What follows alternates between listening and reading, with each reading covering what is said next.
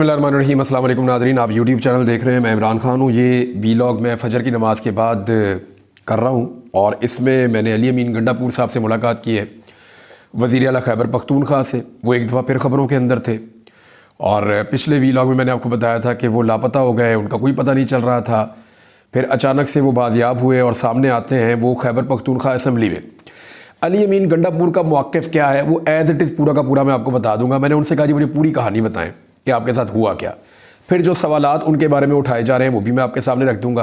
फ़ैसला जो है वो फाइनली तो इमरान खान साहब ने करना है। तहरीक भी उनकी है, पार्टी भी उनकी है और इमरान खान साहब जो हैं वही बता पाएंगे कि क्या वो ये स्टोरी बाय करते हैं या नहीं करते, या वो इसके ऊपर क्या डिसीजन लेते हैं, ये बाद में पता चलेगा।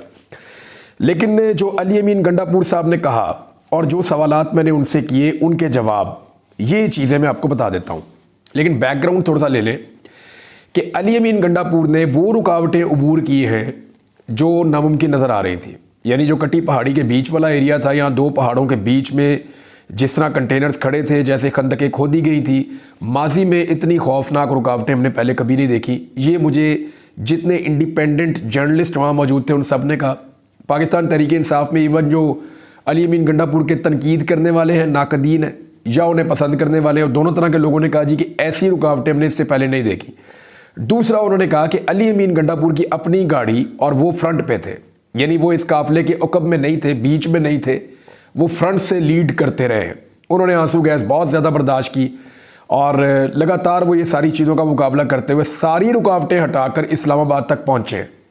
तो ये क्रेडिट आपको देना पड़ेगा कि हुकूमत को ये लगता था कि वो किसी सूरत भी अली अमीन गंडापुर को डी चौक तक नहीं पहुँचने देगी, लेकिन उन्होंने डी चौक तक पहुँच के दिखाया।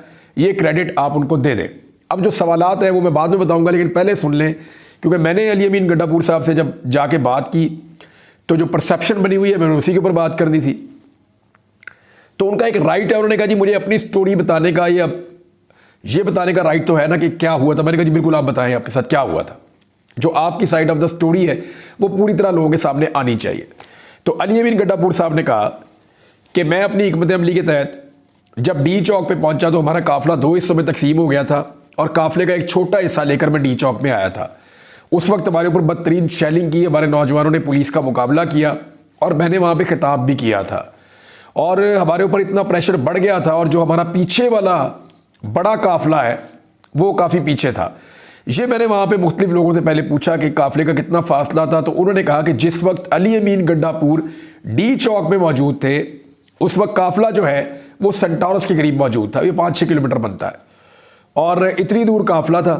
अली अमीन गंडापुर इधर थे और जब बहुत ज़्यादा प्रेशर बढ़ा तो इन्होंने अपनी गाड़ियाँ, गंडापुर साहब के बकौल कहते जी हम चले गए केपी हाउस में, खैबर पख्तूनख्वा हाउस में हम पहुँचे। हमने रास्ता उन्होंने जो लिया वो भी बताया कि ये निकले प्रेस क्लब वाली साइड से, वहाँ से घूम के उधर गए, वहाँ पे एक होटल है इस्लामाबाद में, मैरियट होटल, उसके सामने से गुजरते हुए ये खैबर पख्तूनख्वा हाउस में चले गए।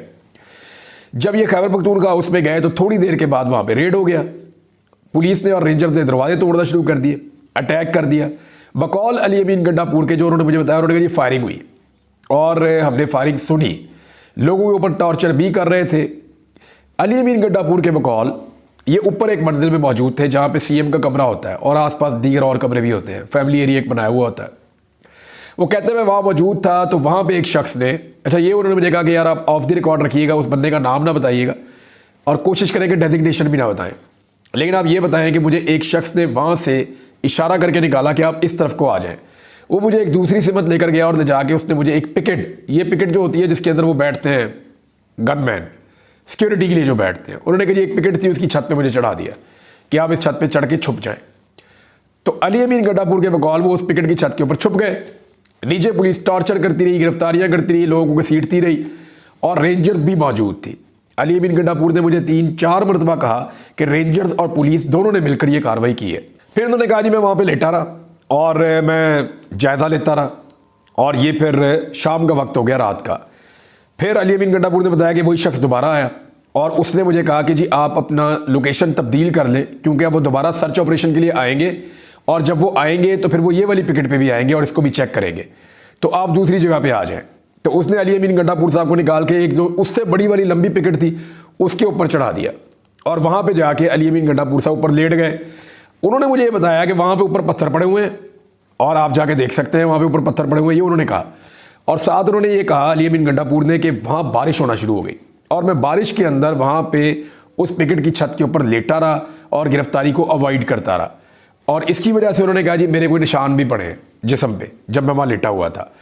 वहाँ से अली अमीन गंडापुर ने कहा कि रात के आखिरी पैर मुझे मौका मिला, मैं वहाँ से निकला, उन्होंने मुझे कब से निकाला और मैंने इससे पहले ये कह दिया था कि आप कोई एक वहाँ पे पीछे गाड़ी का अरेंजमेंट रखें जो मार्गला रोड पे और उस तरफ मुलिका एरिया में फिरती रहे और मुझे जैसे ही मौका मिलेगा मैं जाके उस गाड़ी में बैठ के तो मैं निकल जाऊंगा। ये अली अमीन गंडापुर साहब के बकौल ये हो रहा था। फिर अली अमीन गंडापुर साहब नीचे आते हैं, उनको कपड़े तब्दील करवाए जाते हैं, वो दूसरे कपड़े पहनते हैं और उसके बाद वहाँ से वो निकल जाते हैं क्योंकि पहले वाले कपड़े बकौल उनके वो गीले हो गए और उन कपड़े जो है वो गंदे भी हो गए क्योंकि वो छत के ऊपर बारिश में लेटे हुए थे। तो बकौल अली अमीन गंडापुर के वो वहाँ से निकले, किसी की उन पर नज़र नहीं पड़ी और वो पहुँच गए बारगला रोड पे। यहाँ पे ट्रेल्स बनी हुई है, जो लोग इस्लामाबाद में रहते हैं हाइकिंग के लिए ट्रेल्स बनी हुई जो पहाड़ों पे जाती हैं, जो बारगला हिल्स की तरफ जाती हैं। उनमें से गालिबन ट्रेल नंबर 3 अली अमीन गंडापुर समझते हैं कि वो ट्रेल नंबर 3 थी। उन्होंने कहा कि मैं ट्रेल नंबर 3 पे चढ़ना शुरू हो गया, मेरे साथ एक शख्स मौजूद था और मैं उस ट्रेल के साथ ऊपर जाता रहा। जाते जाते अली अमीन गंडापुर साहब ने कहा जी कि फायर वे से आप ऊपर गए, ये बहुत मुश्किल होता है, इस पे दिन में भी आप नहीं चढ़ सकते, मैं क्योंकि यहाँ पे ट्रैकिंग करता रहा हूँ माजी में। तो उन्होंने कहा जी फायर वे से आप ऊपर जाना शुरू हुए और वहाँ पे बहुत पत्थर थे, बड़ा मुश्किल था, लेकिन हम चढ़ते चढ़ते अली अमीन गंडापुर साहब के बकौल वो मुनाल तक पहुँच गए। ये बहुत बड़ा फासला है क्योंकि मैं मुनाल तक सिर्फ 2 या 3 दफ़ा गया हूँ और रोज़ाना हम प्रैक्टिस करते थे। उन्होंने कहा मुनाल पे पहुँचे, मैंने मुनाल का हालत देखी तो वो वैसे ही पहले ही टूटा हुआ था। उसके बाद फिर मैं और ऊपर गया, वहाँ से अली अमीन गंडापुर साहब पिछली तरफ गए और उन्हें आइडिया था कि इन पहाड़ों की पिछली तरफ उधर खैबर पख्तूनख्वा का इलाका आगे शुरू हो जाता है। वहाँ से उन्होंने कहा जी कि मैंने गाड़ी के लिए पत्थर फेंके और गाड़ी नीचे मिली हमें और वो गाड़ी के पास हम पहुँचे, पत्थर फेंक के हमने गाड़ी रोकी और फिर जाके बकौल अली अमीन गंडापुर साहब के वो उस गाड़ी के अंदर बैठ गए। तो गाड़ी में बैठने के बाद अली अमीन गंडापुर साहब ने गाड़ी को ले गए हरीपुर वाली साइड पे। उसके बाद वहाँ से उन्होंने कहा जी कि मैं ले गया उसको एबटाबाद वाली साइड पे और फिर उसके बाद उन्होंने कहा जी एबटाबाद वाली साइड से आगे मैं गया जो है वो शांगला वाली साइड पे और शांगला से स्वात वाली साइड पे। ये मैंने ट्रैवल किया हुआ, ये रूट एक बनता है। शांगला से स्वात वाली साइड पे गया, मलाकंड वाली साइड पे गया, वहाँ से स्वात मोटरवे पे चढ़ा। फिर उन्होंने कहा जी स्वात मोटरवे से मर्दान वाली साइड से होते हुए कर्नल शेर खान इंटरचेंज से वो मोटरवे पे पड़ गए जो इस्लामाबाद से लाहौर वाली मोटरवे है। अब ये सारा एरिया खैबर पख्तूनख्वा है।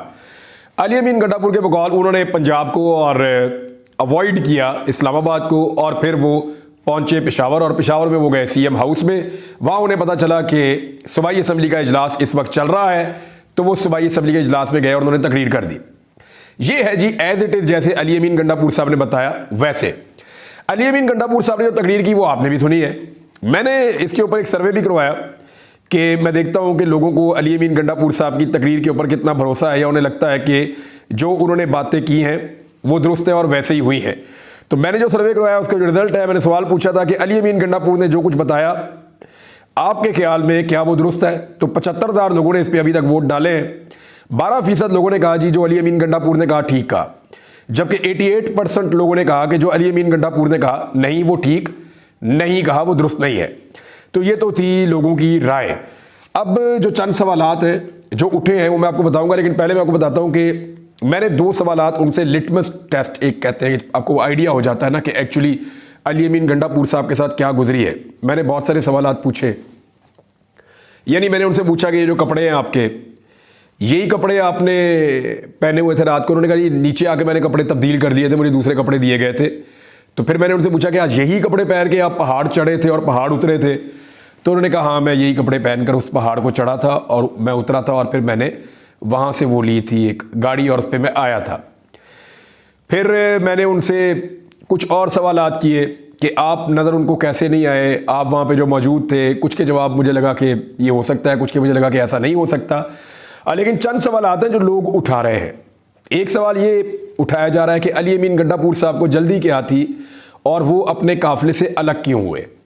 यानी जो मेन काफ़िला था, बड़ा काफ़िला था, उन्होंने सबको लेकर पहुंचना था, उनके पास इतनी बड़ी तादाद में लोग थे, एक दिन से ज़्यादा टाइम गुजर चुका था और वो मौजूद थे, तो वो अपने काफ़िले से अलग होकर एक डिफरेंट रूट से क्यों पहुंचे, जबकि बहुत बड़ी तादाद में लोग कश्मीर हाईवे पे और फैसल एवेन्यू पे उनका इंतज़ार कर रहे थे। मैंने उनसे जब ये पूछा तो उन्होंने कहा कि यहाँ पे बहुत ज़्यादा रुकावटें थी। मैं फौरी तौर पे डी चौक में पहुंचकर ये अनाउंस करवाना चाहता था कि अली अमीन डी चौक में पहुंच गया, तो इससे इदारों के लिए कन्फ्यूजन पैदा हो जाती और इससे उनको एक लगता कि जैसे मैं पहुंच गया हूं तो ये ज़्यादा बड़ी कामयाबी है, तो इसके बाद मेरा जो पीछे से काफिला आ रहा था उसको आसानी हो जाती। उनके बकौल उन्होंने ये इसलिए किया। लेकिन ये सवाल उठाया जाता है कि काफिले को अली अमीन गंडापुर को छोड़ना नहीं चाहिए था, उसके साथ रहना चाहिए था। दूसरा, खैबर पख्तूनख्वा हाउस, उसमें अली अमीन गंडापुर साहब को नहीं जाना चाहिए था। कुछ इतलात ये भी हैं और ये सवाल बार बार उठाया जा रहा है कि वो लोगों को छोड़कर खैबर पख्तूनख्वा हाउस क्यों गए, और ये सवाल इसलिए उठाया जा रहा है कि खैबर पख्तूनख्वा हाउस में उनको आगाह किया गया था कि अगर आप यहाँ पे आएंगे तो आपको गिरफ्तार किया जा सकता है। और जब अली अमीन गंडापुर वहाँ पहुँचे तो उनके साथ बहुत कम सिक्योरिटी थी। बकौल कुछ लोगों के उनके साथ कोई 250 के करीब सिक्योरिटी के लोग मौजूद थे, लेकिन ये लोग खैबर पख्तूनख्वा हाउस में क्यों नहीं लाए गए। तीसरा जो है वो ये भी लोग कह रहे हैं कि अली अमीन गंडापुर साहब जब निकले खैबर पख्तूनख्वा हाउस से तो उनको बजाय इसके कि वो उस तरफ को पहाड़ों पे चढ़ते, उनको चाहिए था वो डी चौक में आते जहां पे पाकिस्तान तहरीक इंसाफ के वर्कर आसपास मौजूद थे। एक और सवाल जो है वो ये उठाया गया और बहुत सारे लोग ये बात भी कर रहे हैं कि अगर गंडापुर साहब निकले थे और उन्हें गाड़ी मिल गई थी तो लाजमी बात है, यहाँ पे तो आजकल हर ड्राइवर के पास टेलीफोन है, हर बंदे के पास मोबाइल फ़ोन है। वो वज़ीर आला एक सूबे के, वो जहाँ गाड़ी रोकते वहाँ पे पाकिस्तान तहरीक इंसाफ इकट्ठी हो जाती। हरीपुर में उनकी पार्टी ने क्लीन स्वीप किया हुआ है, एबटाबाद में उनकी पार्टी ने क्लीन स्वीप किया हुआ है। वो उमर अयूब साहब के घर जा सकते थे रास्ते में, और उमर अयूब साहब हरीपुर में मौजूद भी थे। गंडापुर साहब जो है वो शांगला के अंदर उनकी पार्टी इलेक्शन जीती हुई है, उनकी पार्टी पूरे स्वात के अंदर इलेक्शन जीती हुई है, तो वो कहीं पे भी रुक सकते थे, टेलीफोन पे रब्ता कर सकते थे, इंफॉर्मेशन गैदर कर सकते थे। लेकिन ये सारा कुछ उन्होंने नहीं किया। इसकी वजूहत हो सकती हैं, लेकिन उन्होंने ये नहीं किया। एक और सवाल जो है ये कि अली अमीन की गैर मौजूदगी में कारकुनों के पास कोई हिकमत अमली नहीं थी, यानी कोई प्लान बी था नहीं। और जो लोग उस वक्त कारकुनों को लीड कर रहे थे, पार्टी के लीडर तो सारे गायब थे, रूपोश थे। वैसे भी एमएनए जो है वो सामने आ नहीं रहे, वो रूपोश है। तो ऐसी सूरत हाल में जो अली अमीन गंडापुर साहब की गैर मौजूदगी थी, उसके बाद कारकुनों के पास हिकमत अमली कोई नहीं थी।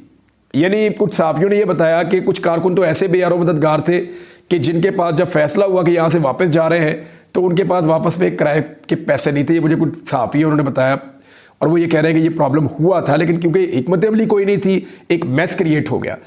चंद सवालात और हैं। अली अमीन गंडापुर साहब ने ये कहा कि मोहसिन नकवी साहब का जो स्टेटमेंट है उसको अली अमीन गंडापुर साहब ने उसकी तौसीक कर दी कि जी हमारे पास नहीं थे और हमने अली अमीन गंडापुर को गिरफ़्तार नहीं किया। जबकि उनके भाई कह रहे थे कि मेरे भाई को गिरफ़्तार कर लिया गया है। पाकिस्तान तहरीक इंसाफ कह रही थी कि अली अमीन गंडापुर एक मिसिंग पर्सन है। ये सवाल भी मैंने उनके सामने रखा। मैंने कहा जी आपके भाई कह रहे हैं, बाकी सब लोग कह रहे हैं, तो ये लोग क्या झूठ बोल रहे हैं और मोहसिन नकवी सच बोल रहे हैं? तो उन्होंने कहा जी।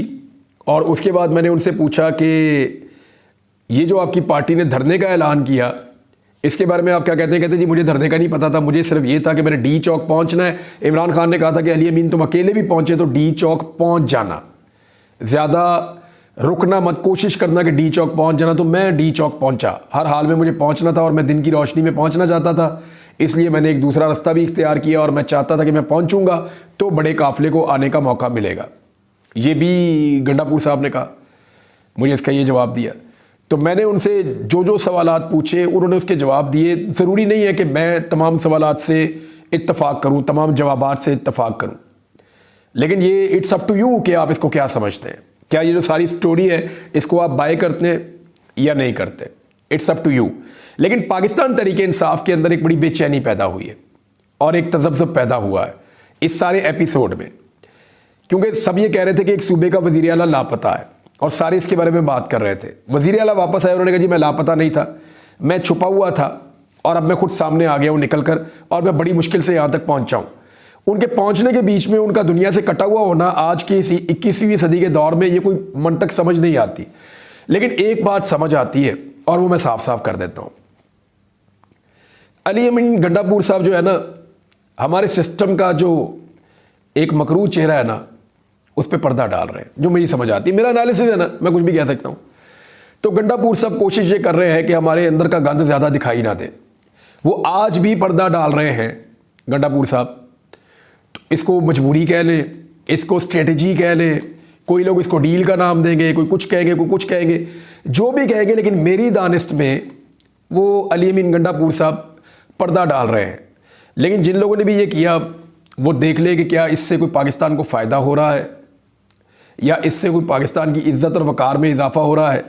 मेरे ख्याल में जो लोगों की परसेप्शन है या जैसे लोग समझ रहे हैं कि ये हुआ होगा, क्योंकि बहुत सारे ऐसे सहाफ़ी जिनका इस्टेब्लिशमेंट से बड़ा करीबी ताल्लुक़ है, हुकूमत से बड़ा करीबी ताल्लुक़ है, वो तो ये कहानियाँ देते रहे कि टॉर्चर भी हुआ, पकड़ के ले भी गए, बड़ी मुश्किल में हैं, उनको कहीं रखा गया है, कोई सेफ़ हाउस का जिक्र करता रहा, कोई कुछ और जिक्र करता रहा।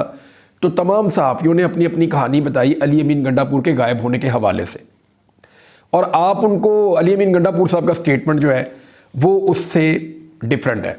बहुत सारे वहाँ पे अरकान असम्बली मौजूद थे और वो सब अली अमीन गंडापुर साहब से ये जानना चाहते थे कि क्या हुआ, और उन्होंने अली अमीन गंडापुर साहब के सामने बहुत सारे सवालात रखने भी हैं और वो उनके जवाब जानना चाहते हैं। मैंने उनकी आंखों में सवालात देखे, वो खुल के कह भी रहे थे, मुझे भी कह रहे थे कि ये बात हमें समझ नहीं आई है, ये बात आपको क्या लगता है। तो मैंने उनसे सवालात किए कि आप मुझे बताएं कि आपके ख्याल में क्या है।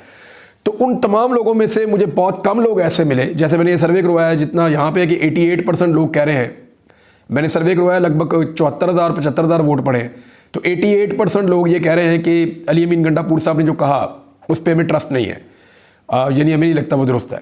और 12% लोग कह रहे हैं जी हमें लगता है कि जो अली अमीन गंडापुर ने कहा वो दुरुस्त है। अब मैंने एक लिटमस टेस्ट किया, मैं ये जानना चाहता था कि अली अमीन गंडापुर साहब की सोच अब दो इश्यूज़ पे क्या है।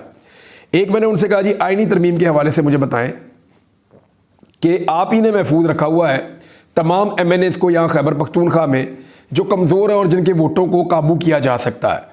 तो इस पे उन्होंने उमर अयूब साहब की तरफ इशारा किया और उन्होंने कहा जी ये पार्टी है और ये जो फैसिलिटी और जो सपोर्ट मांगेंगे वो सपोर्ट मैं दूंगा। आईनी तरमीम से बचने के लिए MNAs को और सेनेटर्स को प्रोटेक्ट करने के लिए जो मेरा रोल होगा, जब मुझे पार्टी कहेगी मैं वो करूँगा। दूसरा, मैंने उनसे PTM के बारे में पूछा कि जी PTM के जो एक जरगे का हो रहा है कि एक कौमी जरगा हो रहा है, पश्तून कौमी जरगा, तो उसके बारे में आप क्या कहते हैं। तो उन्होंने कहा जी देखिए वो PTM का प्लेटफॉर्म है और आज उनके ऊपर पाबंदी लग गई है और आईन पाकिस्तान के मुताबिक, क्योंकि वफाकी हुकूमत के बाद ये इख्तियार है, तो उन्होंने ये पाबंदी लगा दी और मैंने इसी आइन के तहत हलफ उठाया हुआ है। तो ये तो एक आइनी मामला है, लेकिन मैं ज़ाती तौर पे ये कहता हूँ कि उनके साथ ज़्यादती की गई है। ये पाबंदी लगानी थी तो पहले लगा देते, अब ऐन मौके पे जब उनका प्रोग्राम आ रहा है तो ये पाबंदी लगाई गई है, तो ये अफसोसनाक है और ये गलत है, उनके साथ ये ज़्यादती हो रही है, ये नहीं होना चाहिए था उनके साथ। लेकिन जब मैंने उनसे कहा कि क्या आप फैसिलिटेट करेंगे या आप इसको किस नुक्ते से देखेंगे, उन्होंने कहा जी उनका मामला अदालत में है। तो इसके ऊपर अली अमीन गंडापुर साहब का ये मौक़िफ़ था। अब नाज़रीन, मैंने आपको सारी चीज़ें बताई हैं जो उन्होंने मुझे बताई हैं, कुछ और चीज़ें मुझे याद आएंगी आपको अगली व्लॉग में बता दूंगा, क्योंकि मैंने बड़ी देर तक वहाँ बैठ के बातचीत की है। लेकिन एक चीज़ है, असल फ़ैसला होगा तब जब इमरान खान साहब के सामने ये सारी सिचुएशन जाएगी।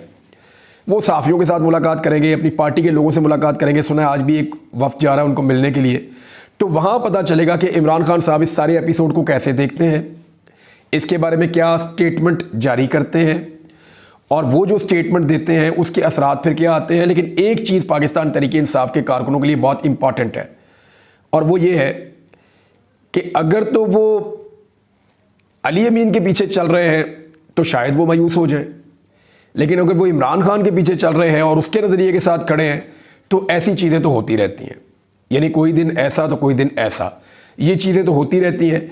अगर किसी नज़रिए के साथ खड़े हुए कारकुन हैं तो फिर उनके लिए मायूसी की गुंजाइश नहीं है जब तक कि वो अपने मकसद को हासिल ना करें। लेकिन अगर वो एक नज़रिए के साथ नहीं खड़े हुए, शख्सियात के साथ खड़े हुए हैं, तो फिर आपके पास गुंजाइश है कि आप मायूस भी हो सकते हैं।